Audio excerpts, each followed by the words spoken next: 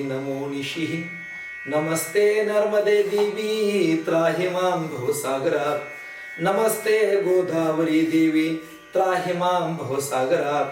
Shri Narmada गौमाता YouTube चॅनलचे असणारे सर्व जे काही भाग्यवान अशा पद्धतीचे श्रोते आहेत, या सर्वांच्या चरणाविंदी माझा साष्टांग दंडवत।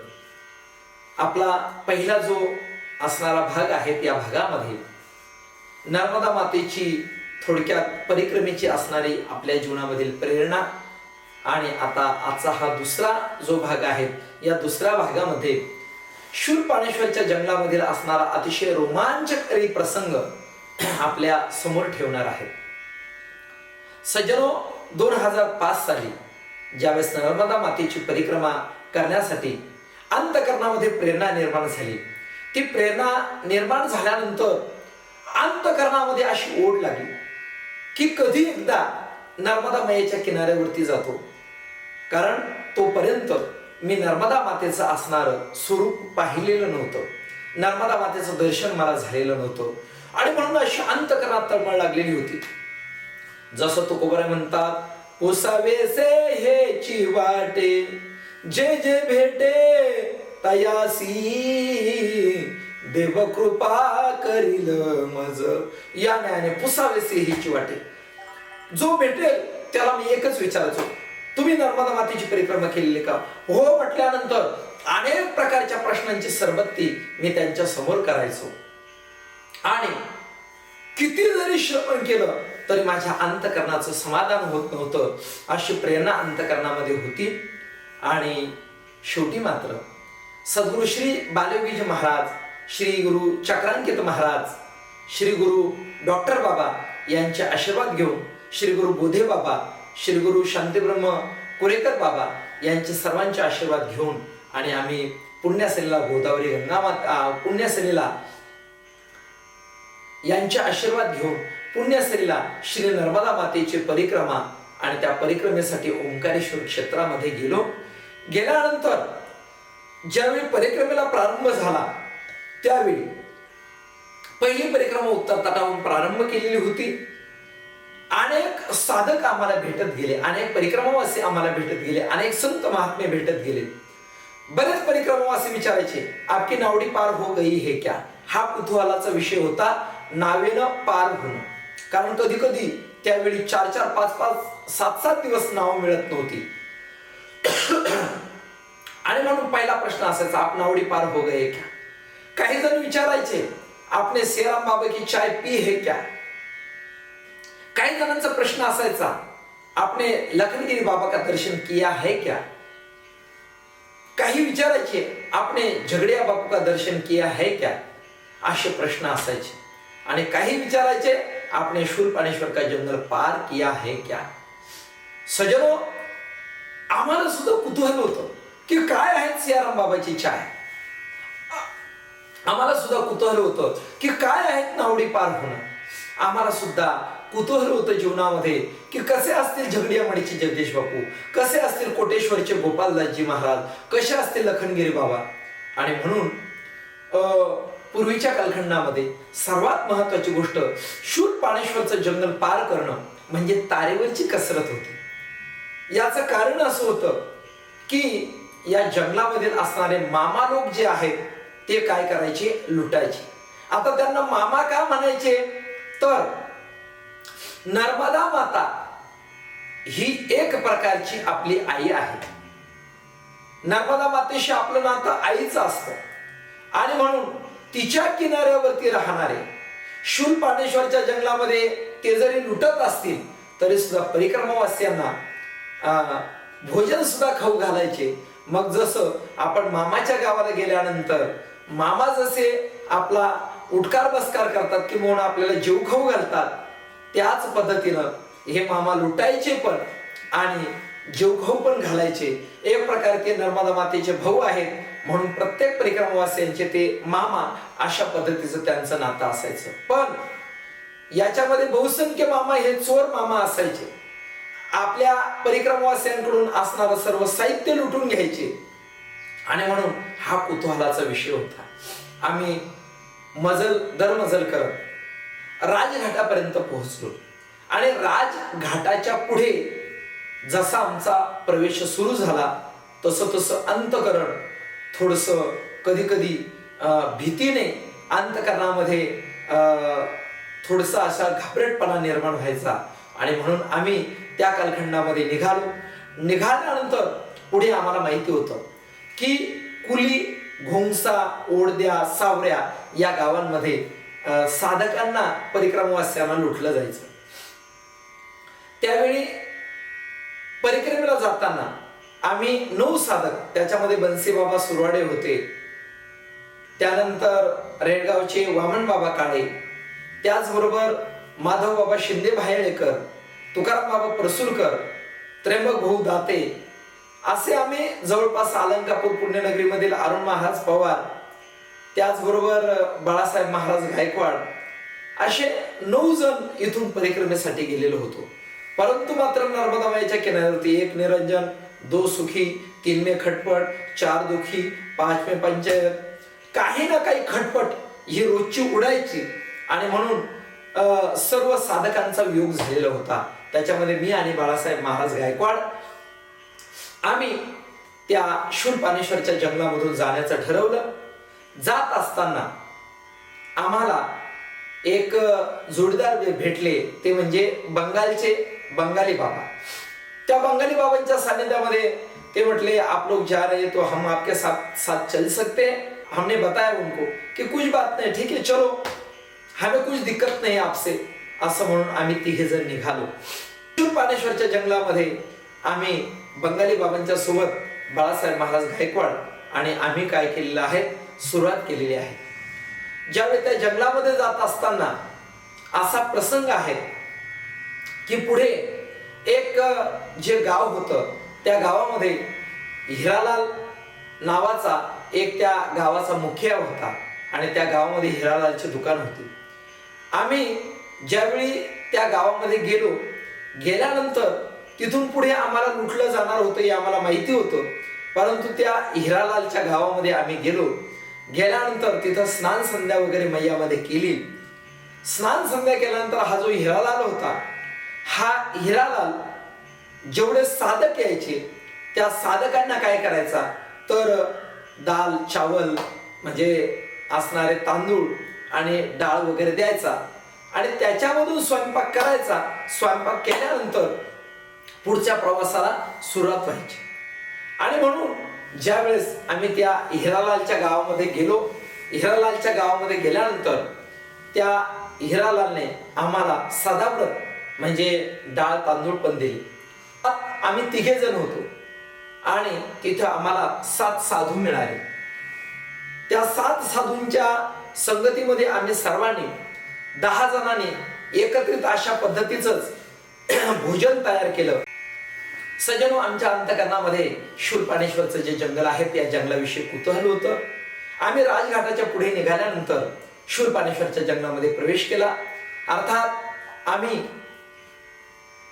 महाराष्ट्र प्रांतामधून 9 साधक प्रदक्षिणेसाठी गेलेलो होतो. त्यामध्ये अरुण महाराज पवार होते, बाळासाहेब महाराज गायकवाड होते, त्र्यंबक भाऊ दाते होते, याचबरोबर वामन बाबा काळे रेडगावकर, माधव बाबा शिंदे भायळेकर, तुकाराम बाबा परसुलकर, बन्सी बाबा सुरवाडे पिंपळसकर, अशी सर्व 9 मंडळी गेलेलो होतो. परंतु नर्मदा मातेच्या किनाऱ्यावरती मात्र असं विधान केलं गेलेलं आहे, 1 निरंजन, 2 सुखी, 3 में खटपट, 4 दुखी, 5 में पंचायत. आता 3 में खटपट आम्ही तर 9 जण होतो आणि त्यामुळे अनेक खटके पण उडाले. त्याचा एक आनंद पण आम्ही आमच्या जीवनामध्ये उपभोगला आणि सर्वांचा वियोग झालेला होता. त्याच्यामध्ये बाळासाहेब महाराज गायकवाड आणि मी 2 जणांनी शूलपाणेश्वरच्या जंगलामध्ये राजघाटाच्या पुढे प्रवेश केला. पुढे गेल्यानंतर आम्हाला बंगाल प्रांतामधील एक साधू भेटले. त्या साधूने आम्हाला विचारलं, हम आपके साथ चल सकते हैं क्या? हमने कहा कुछ बात नहीं महात्मा जी, चले, हम भी आपके साथ चलने से हमें भी आनंद आएगा. आणि असं म्हणून आम्ही निघाल्यानंतर पुढे एका गावामध्ये आम्ही प्रवेश केला आणि त्या गावामध्ये प्रवेश केल्यानंतर तिथं आम्हाला 7 साधू भेटले. अर्थात त्या गावाचा मुखिया होता, त्याचं नाव होतं हिरालाल आणि त्या हिरालालने दुकान टाकलेली होती. तो हिरालाल काय करायचा जेवढे परिक्रमावासी यायचे आल्यानंतर त्या परिक्रमावासियांना खाण्यापिण्यासाठी डाळ आणि तांदूळ द्यायचा. मग तो ते डाळ तांदूळ कुठून आणायचा तर त्याचा असा प्रघात होता, हेच साधू यांना खाऊ पिऊ घालायचा. हेच साधूंनी जंगलामध्ये प्रवेश केल्यानंतर या साधूंना ते मामा लोक लुटायचे आणि लुटल्यानंतर याच साधूंचा असणारं साहित्य तो हिरालाल शहरामध्ये जाऊन विकायचा आणि त्याच्यामधूनच डाळ तांदूळ आणून आणि पुन्हा साधू महात्म्यांना काय करायचा, खाऊ घालायचा, परिक्रमावास्यांना खाऊ घालायचा. असा या हिरालालचा नित्यनेम होता.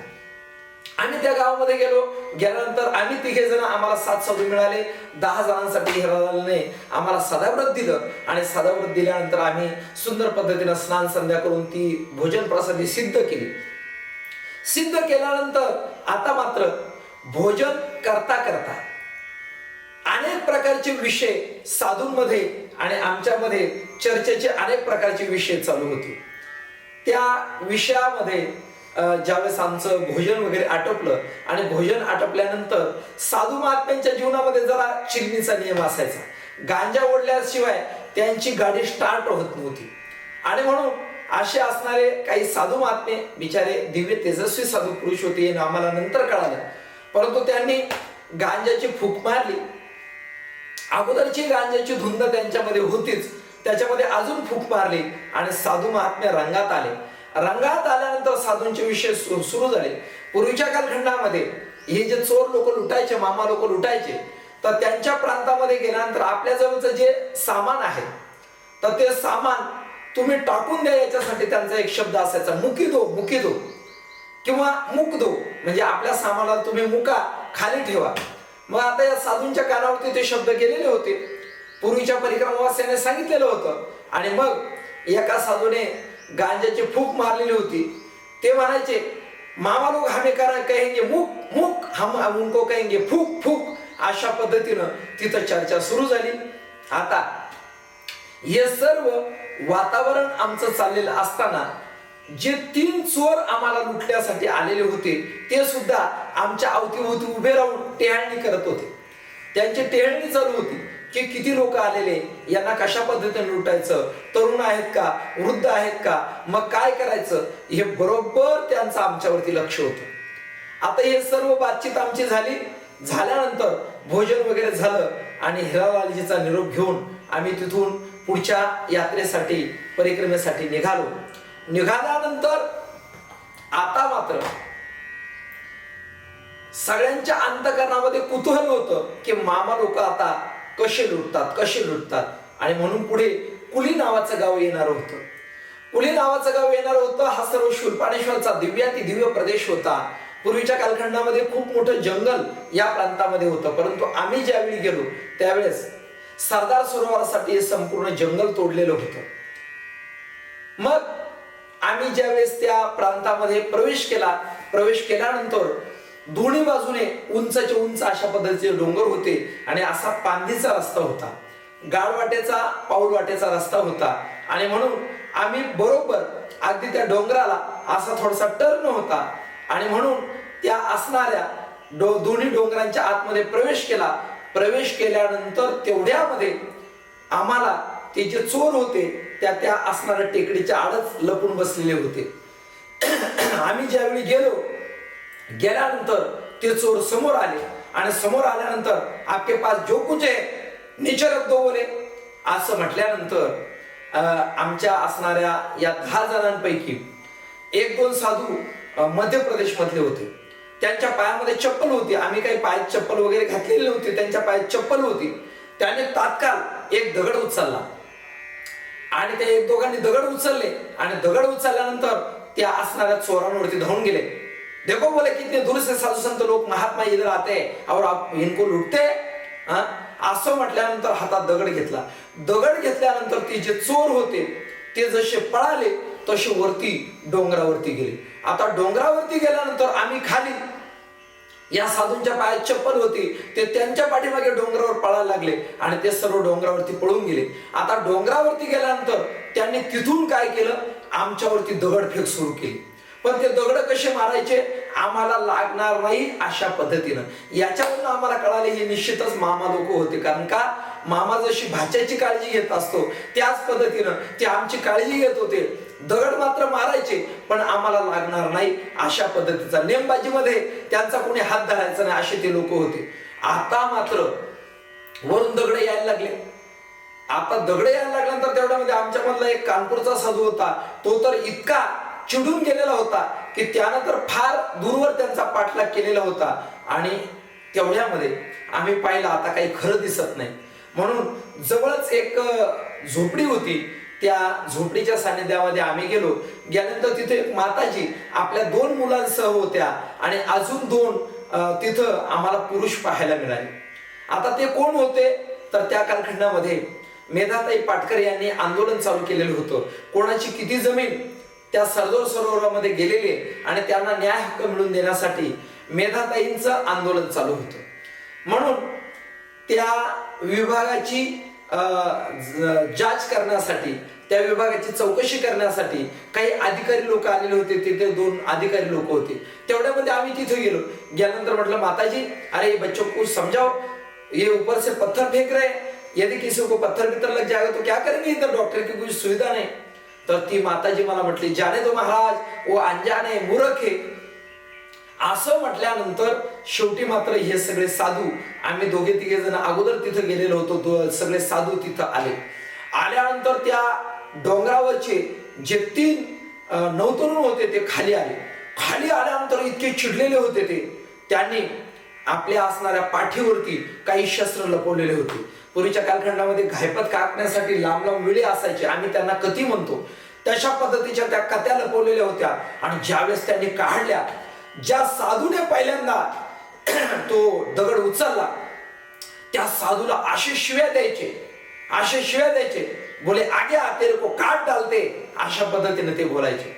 आम्ही तर म्हटलं आता आमची परिक्रमा इथंच स्वाहा झाली, आता काही खरं नाही, कोणाचीच परिक्रमा आता होत नाही, काटून टाकतात ती काय सगळ्यांना. अशा पद्धतीनं ते चिडलेले होते, शिव्या द्यायचे. आता मी तुम्हाला शिव्या देऊन दाखवत नाही, त्यांच्या शिव्या मात्र मी ऐकलेल्या आहे. फार अगदी म्हणजे त्या शिव्या ऐकण्यासारख्या शिव्या होत्या. आणि मग ते साधू शिव्या द्यायचे. तेवढ्यामध्ये त्या कानपूरच्या साधूने आम्हाला सांगितलं, ते क्षत्रिय होते, त्यांनी आमच्या अगोदर 2-3 परिक्रमा केलेल्या होत्या पायी. ते म्हटले डरना मत बोले, कुछ डरने का नहीं, ये कुछ नहीं करेंगे, ये मामा लोग सिर्फ धमकाते, कुछ नहीं करेंगे असा त्यांनी आम्हाला आधार दिला. आता मात्र ते मामा लोक जे होते तर ते आम्हाला सगळ्यांना असे धमकवत होते. आता आम्हाला तर असं वाटलं पुढे जावं की मागं पळावं, परंतु कुठे जरी गेलं तरी सुद्धा त्या ठिकाणी पर्याय नव्हता. एकदा उकळामध्ये डोकं घातलं की मग आता काहीच पर्याय नव्हता. आणि म्हणून आम्ही सर्वजण अतिशय चिंतातुर अवस्थेमध्ये होतो. आता तिथून आम्ही निघालो पुढे निघाल्याच्या नंतर आता हे 3 जण पुढे होते. त्याच्यानंतर 8-10 जणांचा झुंडच्या झुंड तिथं आली. आणि ही माता जी आम्हाला म्हणत होती ना जाने दो महाराज वो अनजान है मूर्ख है, ती त्या अधिकारांमुळे तिथं गप्प बसली. पण ती सुद्धा तिच्या 2 मुलांना घेऊन आणि तिथं आली. आता एवढा मोठा जत्था जमल्यानंतर काय झालं, रख दो बोले आपके पास जो कुछ है नीचे रख दो म्हटल्यानंतर आता मात्र काहींनी आपलं साहित्य खाली ठेवलं. मग आता हे जे मामा लोक आहेत, या मामा लोकांनी काय केलं, त्यांचं ठरलेलं होतं. काहींनी काय केलं, साधूंच्या हातामधलं कमंडल घेतलं. काहींनी काय केलं तर साधूंकडचे ग्लास होते ते घेतले. काहींनी काय केलं, साधूंचे पांढरे कपडे घेतले. अशा पद्धतीनं ते चोर असून सुद्धा वाटून खात होते बरं का. मला वाटतं अलीकडे बरेच चोर झालेले आहेत. मला वाटतं या चोरांनी त्या चोरांचा आदर्श घ्यावा. सगळं आपल्याच असणाऱ्या पोटावरती आर ओढू नये, सगळ्यांनी वाटून खावं. हे आम्ही तिथं त्या चोरांचं पाहिलं बघा. त्या असणाऱ्या चोरांनी वाटून काही गोष्टी घेतल्या, तरी सुद्धा काही साधूने आपल्या जवळचं कमंडल दिलं नाही, काही साधूने आपल्या जवळचा ग्लास दिला नाही, काही साधूने आपले सफेद कपडे दिलेच नाही. आता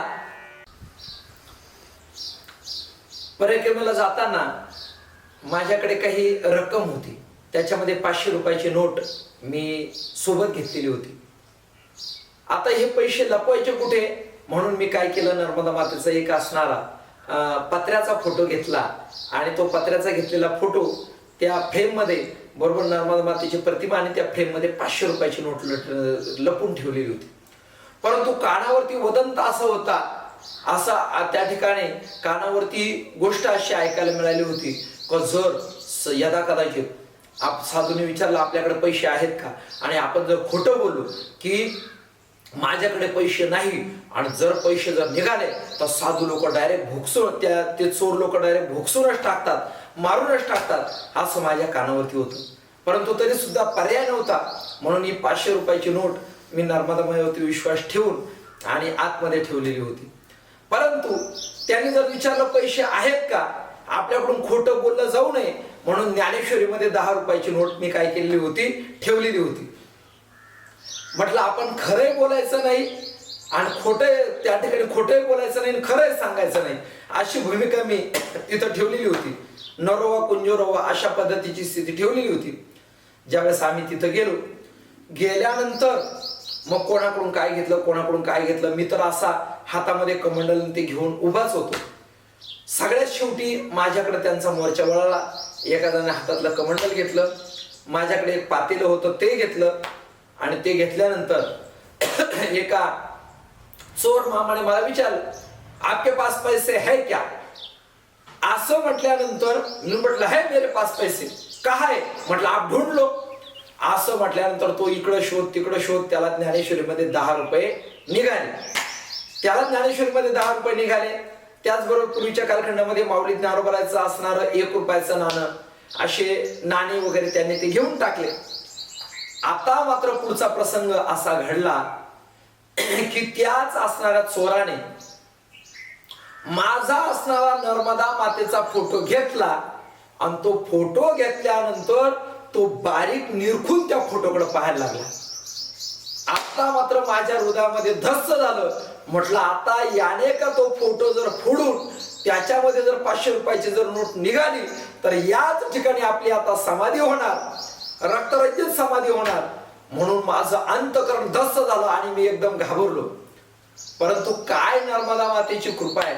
मी तर म्हटलो आता माझी नर्मदा रिझर्व्ह बँक आता काय झाली, लुटली गेली, म्हणून मी अतिशय चिंतित होतो. परंतु तेवढ्यामध्ये नर्मदा मातेचा चमत्कार असा झाला, त्यानं तो फोटो असा उलटा पालटा करून पाहिला आणि जसा हाताला झटका यावा तसा त्याच्या हाताला झटका आला आणि त्याच्यामधून तो फोटो काय झाला, खाली पडला. खाली पडल्यानंतर पुन्हा त्यानं त्या फोटोकडे पाहिलं सुद्धा नाही. पुन्हा मी म्हटलं आपली नर्मदा बँक काय झाली, वाचली, याचा मला आनंद झाला. मग मात्र सर्वांनी आम्हाला तिथं काही प्रमाणामध्ये लुटलं. त्याच्यानंतर पुढे आम्ही निघालो. पुन्हा 4-5-6 साधकांचा, त्या मामा लोकांचा, पुन्हा 5-6 मामा लोकांची एक झुंड तिथं आली आणि त्या झुंडीने आम्हाला विचारलं की काय आपके पास दे दो, असं म्हटल्यानंतर पुन्हा 1-2 कपडा त्यांनी घेतला. आता मात्र पुढे असे 3-4 ठिकाणी येत गेले लोक. पुढे मात्र गेल्यानंतर आता आम्ही पूर्ण लुटल्या गेलेलो होतो. तेवढ्यामध्ये एक आजीबाई आपल्या डोक्यावरती पाण्याचा हंडा घेऊन आली. म्हातारी होती बिचारी. ती आली, देखो ना महाराज जी, देखो ना महात्मा जी, आप कितने दूर से आते बोले और ये लोग आपको लूटते. देखो आपका कमंडल छीन लिया, आपका गमछा छीन लिया, आपका कपड़ा छीन लिया, आप पाणी कैसे पिएंगे, आप क्या ओढेंगे, म्हणजे अंगावरती काय तुम्ही पांघरणार, अशा पद्धतीची चौकशी केली. अशी चौकशी केल्यानंतर तिनं सांगितलं महात्माजी अहो पाणी पिऊ. असं म्हटल्यानंतर साधू महात्मे पघळले. ते साधू महात्मे म्हणायला लागले माताजी कम से कम आपने ये तो पूछा आप पानी कैसा पिएंगे, आपका कमंडल छीन लिया है, आप पाणी कैसा पिएंगे. असं म्हटल्यानंतर एका साधूनं त्या चोरांशी भांडून कमंडल आणलेलं होतं. पण त्या साधूनं काय केलं, आपलं कमंडल त्या आजीला देऊन टाकलं. तेवढ्यामध्ये एका साधूनं 1 ग्लास दिलेलाच नव्हता, भांडून तो घेऊन आलेला होता. माताजी ये ले लो आपको 1 गिलास, असं म्हटल्यानंतर तो ग्लास त्यानं काय केला, माताजीला देऊन टाकला. एक जण म्हणायला लागला माताजी ये गमछा मेरा है, ले लो बोले आपको, असं म्हणून अंगावरचं असणारं एक वस्त्र त्या साधूने दिलं. कोण काय देतो तो कोण काय देतं. सज्जन बघा, अशा अवस्थेमध्ये म्हातारीनं आम्हाला सगळ्यांना पाणी पाजलं आणि पाणी पाजल्यानंतर त्या म्हातारीने काय केलं, आमच्या जवळचं एक उपरणं घेतलं, ते खाली अंतरलं, त्याच्यामध्ये तो ग्लास टाकला, त्याच्यामध्ये ते कमंडल टाकलं, त्याच्यामध्येच इतर दिलेल्या काही वस्तू टाकल्या, त्याचं गाठोडं बांधलं आणि डोक्यावर घेतलं आणि म्हातारी रस्त्याला लागली. बाकीच्यांनी आम्हाला धमक्या देऊन लुटलं आणि म्हातारीने मात्र आम्हाला हसत हसत लुटलं. अशा पद्धतीचा हा शूलपाणेश्वर जंगलाचा प्रसंग पुढे सुद्धा खूप दिव्यातिदिव्य प्रसंग शूलपाणेश्वर मधला आहे. सजनो, याच्यामध्ये मी एक लीला सांगत असतो. आमचे गुरुवरे श्री विठ्ठल बाबा घुले आम्हाला नेहमी सांगायचे, सवचोर मैत्री चांगली या ओळीवरती बोलत असताना, जसे बाहेरचे शत्रू आपल्याला लुटतात तसे आपल्या आतमध्ये सुद्धा काही चोर बसलेले आहेत. जसा एक वासुदेवाचा अभंग आहे, ओले मृत्युकेचे मंदिर आत 6 जण उंदीर, गुंफा करिता ती पोखर त्यांचा नका करू अंगीकार गा. ओले मृत्तिकेचे मंदिर म्हणजे हे शरीर, हे ओलं काय आहेत, मृत्तिकेचं मंदिर आहे, मातीचं मंदिर आहे. याच्यात 6 जण उंदीर म्हणजे हेच काम क्रोधातील विकार. ही आपली असणारी जीवनरूपी आयुष्यरूपी गुंफा काय करत असतात, पोखर करत असतात. मग याच्यामध्ये आपल्या अंतःकरणामध्ये सुद्धा त्रिविधम नरकस्येदम द्वारम नाशनमात्मनः काम क्रोधस्तथा लोभस्तस्माद् एतत्त्रयं त्यजत. अशा पद्धतीनं कामयेश, क्रोधयेश, रजोगुण समुद्भवः महाशनो महापाप्मा विधेन मिह वैरिणम इहम वैरिणम विद्धी. याने हे सगळे विकार, हे जे असणारे आपले जे खऱ्या अर्थाने शत्रू आहेत, हे खऱ्या अर्थाने आपले चोर आपल्या आतमध्ये बसलेले आहेत. म्हणून जसं त्या चोरांनी उघड उघड आम्हाला लुटलं, पण ती म्हातारी मात्र त्या काम क्रोधाधिक विकारांसारखी बरोबर अगदी गोड गोड बोलून आपल्याला लुटवत असते. तसंच आपल्या जीवनात आपण विकारांना आपले आपले समजतो, ज्याच्यामधून मिळणारा आनंद, याच आनंदामध्ये आपण रममाण असतो. परंतु सजन ध्यान ठेवा, हा शाश्वत आनंद नाही, हा मात्र तात्पुरता आनंद आहे. आणि शेवटी मात्र जशी म्हातारीने आम्हाला हसत हसत लुटलं, तसेच एक काम क्रोधाधिक विकार आपल्याला देणारा तुच्छ आनंद, वैश्विक आनंद देतात आणि आपलं जीवन संपूर्ण लुटतात. अशा पद्धतीने डोंगरे महाराज जसे भागवतात भाव काढायचे, तसा भाव या कथेमधून मला अनुभवायला मिळाला. असो, शूलपाणेश्वरचा जंगल मधला असणारा प्रवास अतिशय रोमांचकारी आहे. याच्या पुढचा असणारा रोमांचकारी प्रवास उद्याच्या असणाऱ्या प्रवचनामध्ये मी आपल्या समोर ठेवणार आहे. तोपर्यंत सर्वांना नर्मदे हर, श्री गोदावरी गंगे हर, नमः पार्वती पतये हर हर महादेव, नर्मदे हर, जटाशंकर हर, मात गंगे हर.